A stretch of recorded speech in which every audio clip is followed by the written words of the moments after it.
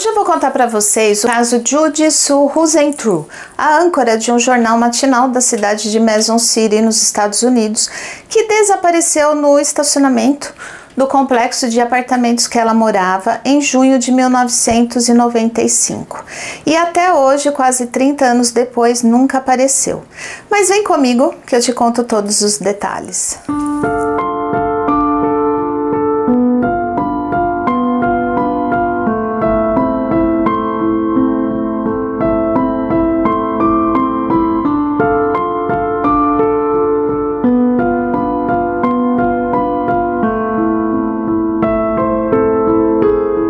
Pessoal, passando para dar o recado novamente, quem quiser comprar o meu livro, entre em contato comigo através do e-mail do canal que está aparecendo aqui em cima para vocês, ou pelo Instagram ou pelo Facebook, que lá a gente conversa e combina como eu mando o livro para vocês, ok? Esse livro fala sobre um caso criminal acontecido no Brasil no ano de 1923 e agora em outubro completa 100 anos. Recado dado, então vamos para o caso de hoje. Judy Sue Rosenthal nasceu no dia 5 de junho de 1968, no estado de Minnesota, nos Estados Unidos. Ela era a filha mais nova de Maurice Nicholas Rosenthal e Imogen Jane Rosenthal. E ela tinha duas irmãs mais velhas. Quando ela tinha apenas 13 anos de idade, o seu pai faleceu e esse foi um dos momentos mais difíceis da vida dela. Os familiares e os amigos da época disseram que ela ficou muito mal, assim, e ela ficou mal por muito tempo. No ensino médio, a Judy se destacou no golfe e ela, juntamente com a sua equipe, ganhou o torneio estadual. Ela era considerada a melhor jogadora de golfe da escola e estava entre as 5 melhores do estado de Minnesota. Ela era uma moça muito alegre, simpática e extrovertida e o seu maior sonho era trabalhar na televisão. A Judy entrou na Universidade St. Cloud State University, onde estudou comunicação e se graduou em bacharel no ano de 1990. Quando ela terminou a faculdade, ela não foi trabalhar imediatamente na sua área de formação. O seu primeiro emprego foi numa companhia aérea chamada Northwest Airlines, como comissária de bordo. Mas ela não desistiu do sonho de trabalhar na TV, até que ela acabou conseguindo uma oportunidade em uma afiliada de uma emissora de TV chamada CBS, na cidade de Iowa. Mais tarde, ela conseguiu uma vaga na ABC, voltando a morar em Minnesota, na cidade de Alexandria. No ano de 1993, a Judy se mudou para Mason City e começou a trabalhar como âncora num jornal da estação KIMT, afiliada da CBS, no noticiário matinal, e logo ela se tornou a favorita.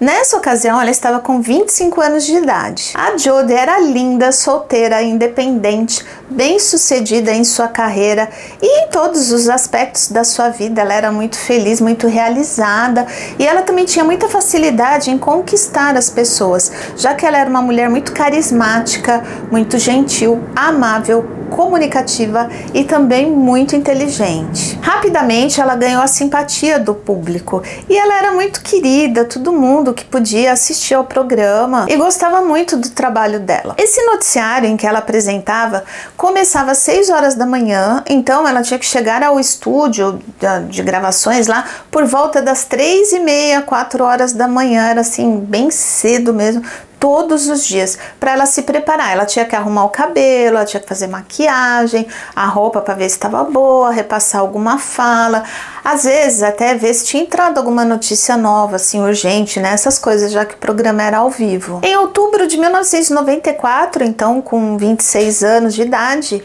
uma situação muito estranha e assustadora também aconteceu com a Judy. Ela fazia exercícios em uma área pública perto da casa dela. Em um determinado momento lá, ela viu que um carro preto estava seguindo ela. Ela ficou muito assustada e foi até a polícia pedir para que um policial a acompanhasse de casa para o trabalho todos os dias. E assim foi feito por um período. Gente, se vocês ouvirem um barulhinho, é minha gata que tá aqui brincando, tá? Depois de um tempo, ela ficou mais tranquila, nunca mais viu aquele carro e ninguém a seguiu mais. Até que um tempo depois, a Judy começou a receber telefonemas de um número desconhecido. De acordo com ela, a pessoa do outro lado da linha falava coisas assim de baixo calão. Ela então resolveu trocar o número do seu telefone e essas ligações obviamente pararam. No dia 26 de junho de 95, uma segunda-feira, a Judy trabalhou pela manhã como de costume. Ela chegou à emissora, se maquiou, arrumou cabelo e apresentou o jornal normal, como ela sempre fazia. E depois que ela acabou o trabalho dela, ela saiu carregando essa enorme bolsa que tinha de tudo ali, né? Tinha secador de cabelo, escova de cabelo, maquiagem, perfume, carteira, assim, spray, tudo que ela via pela frente que coubesse, ela enfiava na bolsa gigante que ela carregava e ia embora. Na parte da tarde daquela mesma segunda-feira, ela participou de um torneio de golfe beneficente, mostrando que sempre manteve o seu talento para o esporte. Após o torneio, à noite, ela foi até a casa de um amigo que morava no mesmo complexo ali de apartamentos que ela, chamado John Van Cise. E lá ela ficou até as 10 horas da noite, depois foi para casa.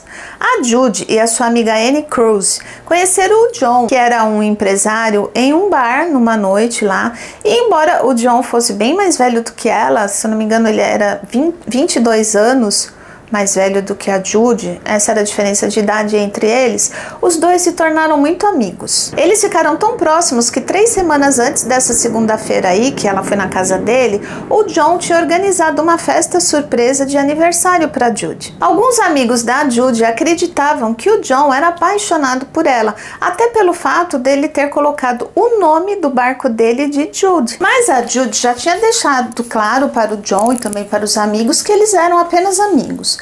Inclusive, ela sempre dizia que ele era como um pai para ela. Lá na casa do John, eles assistiram ao vídeo da festa surpresa de aniversário que ele fez para ela, a Judy, o John e a amiga de ambos, a Annie.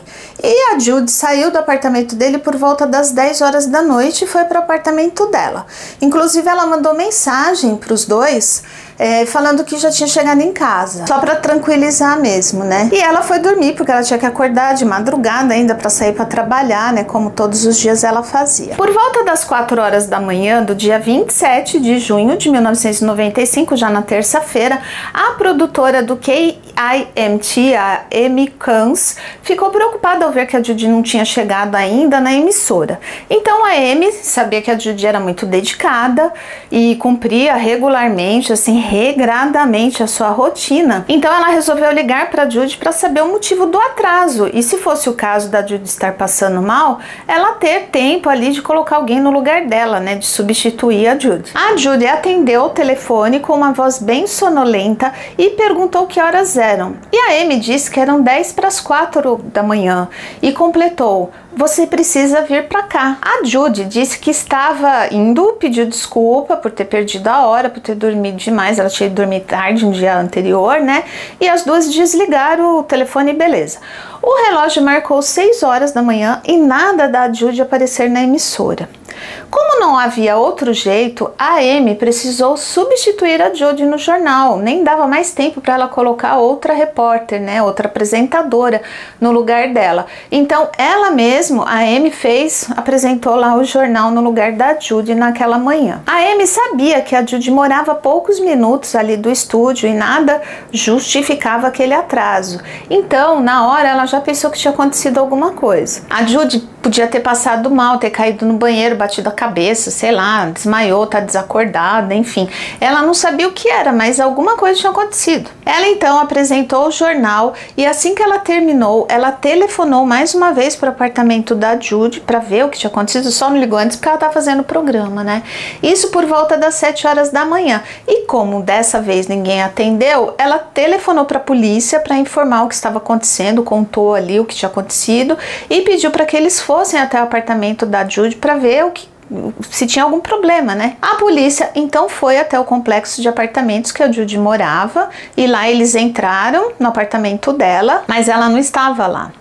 Eles olharam tudo, mas nada estava fora do lugar, assim, nada que chamasse atenção da polícia, nada. Não tinha nenhuma evidência de invasão, de luta, nada que representasse um sequestro ou um assalto. Absolutamente nada. Para não dizer que não tinha nada de estranho, a única coisa que a polícia achou meio esquisito foi a tampa do vaso sanitário estar levantada, o que é um pouco estranho para uma mulher, né, que mora sozinha. Isso é mais comum em casa de homem, né, de deixar a tampa do vaso levantada e não de uma mulher que mora sozinha. Mas tirando isso, nada de anormal, exceto alguns papéis espalhados pela mesa, algumas roupas assim meio jogadas, coisa de quem mora sozinho e que saiu atrasado e correndo mesmo, e é isso. A polícia saiu do apartamento e quando chegaram ao estacionamento onde a Judy deixava o carro, era um Mazda Miata vermelho, ele estava lá. Então, ela não estava, mas o carro dela estava. Por que ela sairia sem o seu carro? E por que ela deixaria de trabalhar, já que ela nunca faltava? E sairia sem levar o carro? Pra onde ela teria ido a pé? Os policiais estavam meio confusos e cheios de perguntas sem respostas, e logo eles viram algo estranho, que até eram algumas respostas ao lado do carro dela. Ali estavam os sapatos dela, apenas um pé, um sapato vermelho, a bolsa dela com as coisas caídas ali no chão, o secador de cabelos, a escova, o spray, os seus brincos, suas maquiagens, tudo. A chave do carro também estava caída ali, totalmente danificada, ela estava amassada, mas nada dela. A polícia identificou marcas no chão perto do carro da Judy, como se alguém tivesse sido arrastado, além de impressão palmar no carro, assim, e bem no teto do automóvel identificaram uma marca que indicava que a cabeça de alguém tinha sido fortemente pressionada ali. O que parecia pela cena é que a Judy tinha chegado com todas as coisas assim meio na mão, assim, com a bolsa aberta, e na hora que ela foi destrancar o carro, alguém abordou ela. Teve uma briga ali por conta da marca de cabeça no teto do carro e da impressão palmar. Alguém levou a Judy para algum lugar. Era isso que a polícia achava. A chave do carro, que estava caída no chão e completamente torta, a polícia achava que ela tinha colocado a chave na porta e na briga ela teria pressionado ali a chave com o próprio corpo, né? Na briga corporal ali, e entortado a chave, que acabou caindo bem ao lado do carro. Os policiais fizeram uma busca rápida ali pelo complexo, mas não encontraram nada, e imediatamente a polícia iniciou as investigações para descobrir o paradeiro da Judy. Mas como a polícia não fez ali um isolamento no local, os curiosos acabaram contaminando a cena do crime, o que pode ter tirado muitas evidências importantes. Os investigadores conversaram com pelo menos 3 vizinhos no complexo de apartamentos que disseram ter ouvido gritos na hora em que ela costumava sair para trabalhar, provavelmente naquele mesmo horário, e que provavelmente poderiam ser dela, mas ninguém foi lá verificar, portanto essa informação não ajudava em nada. Outro vizinho próximo disse que uma van da marca Ford, modelo Econoline, na cor branca, estacionada com as luzes acesas e o motor ligado ali no estacionamento que ele tinha visto, né, ali do complexo, também mais ou menos nesse horário que ela costumava sair, porém essa van não foi encontrada, então talvez não tivesse ligação com o desaparecimento da Judy, ou se tinha alguma ligação, a polícia não localizou a van e não pôde confirmar, né? Uma recompensa de $10.000 foi oferecida para qualquer pessoa que tivesse alguma informação sobre ela, mas ninguém informou nada. Em setembro de 1995, 3 meses após o desaparecimento da Judy, sua família contratou investigadores em uma agência particular na cidade, ali de Minneapolis, mas não encontraram nada. Em novembro do mesmo ano de 1995, a família da Judy foi até Los Angeles, na Califórnia, juntamente com esses investigadores particulares, né? E lá eles conversaram com 3 videntes, 3 médiums, né? Que costumavam descobrir coisas para a polícia e tal, para ver se conseguiam descobrir alguma coisa sobre o paradeiro da Judy, mas infelizmente também não conseguiram descobrir nada. Quase um ano depois, em maio de 1996, 100 pessoas se prontificaram a procurar evidências em Cerro Gordo, que era um local ali próximo à casa da Judy, que talvez pudesse ter alguma pista lá, né? Lá eles deixaram bandeiras vermelhas para marcar qualquer coisa que parecesse suspeito, para posteriormente a polícia ir lá vasculhar onde tivessem as bandeiras, né, em todos os lugares onde tinham as bandeiras. E de fato a polícia foi, vasculhou, fez lá uma pesquisa lá, mas nada que indicasse qualquer informação sobre ela. Infelizmente a Judy foi declarada morta em maio de 2001, porque parece que lá nos Estados Unidos tem um prazo, qualquer coisa assim. Se não acham a pessoa depois de um determinado tempo, eles declaram o desaparecido como morto. Ela basicamente evaporou. Como pode uma pessoa pública sumir assim, não deixar nenhum rastro e ninguém vê mais? Como ela era uma figura pública e todos sabiam do desaparecimento dela, qualquer lugar que ela passasse, que ela seria vista, né? O que leva a crer que realmente ela já não estava mais viva, né? Os jornalistas da TV de Minnesota, Josh Benson e Gary Patterson, no ano de 2003, criaram um site chamado FindJudy.com com o objetivo de manter o caso da Judy sempre na mídia para que jamais fosse esquecido e quem sabe chegar até ela. A Judy tinha um diário que ficou sob custódia da polícia na ocasião do seu desaparecimento. Mas em junho de 2008, 13 anos depois, a mulher de um ex-chefe de polícia resolveu enviar cópias desse diário para a imprensa. Ao que parece, antes de sair da polícia, esse chefe do departamento tinha feito cópias do diário da Judy, não sei com qual finalidade, e levou para casa.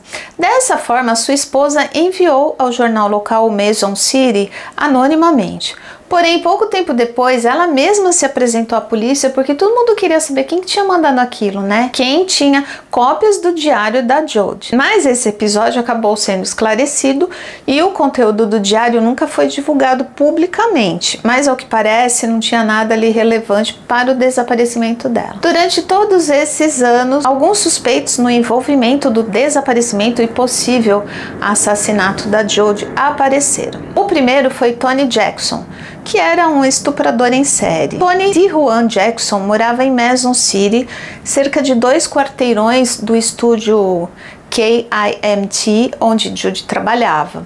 Ele era acusado de abusar de 3 mulheres em Minneapolis. Na época, o Tony negou qualquer envolvimento no caso da Judy. Ele disse que nem a conhecia, mas um amigo do Tony se apresentou à polícia e pediu para que fosse depor anonimamente.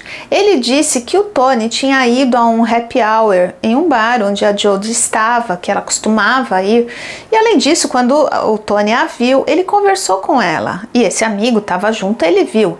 E inclusive ele disse que ele tentou, mas ele não conseguiu ouvir o que eles estavam conversando, o xeretão. Foi identificado que as ex-namoradas do Tony eram impressionantemente parecidas com a Judy. E todas diziam que ele era uma pessoa completamente fora de si, ele era um desequilibrado. Sem nenhuma evidência que comprovasse o envolvimento do Tony no desaparecimento da Judy, a polícia, já prestes a tirá-lo ali da lista de suspeitos, aí encontraram um ex-colega de prisão dele. No interrogatório, o colega alegou que o Tony tinha admitido ter sequestrado e tirado a vida de uma apresentadora de TV.